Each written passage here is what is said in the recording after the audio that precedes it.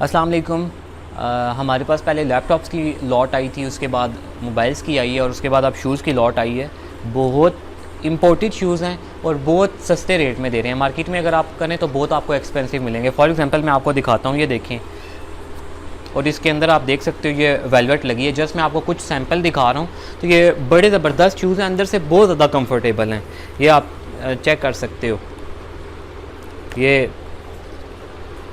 ये मैं क्या करूँगा कि अपने फेसबुक पेज पे इसकी पिक्चर्स वगैरह और उसका साइज़ जो है वो साथ में लगा दूँगा, तो वहाँ से आप देख सकते हैं। और अगर किसी को कोई पसंद आता है तो आप मुझे व्हाट्सएप पे मैसेज कर सकते हैं, तो मैं आपको आपके वो एड्रेस वगैरह जो होता है जो है ना आपके घर में डिलीवरी करवा देंगे उसका। तो अगर किसी ने इंटरेस्टेड है, अगर आप कोई इंटरेस्टेड हो तो आप मुझे व्हाट्सएप पे मैसेज कर सकते हो। Thank you.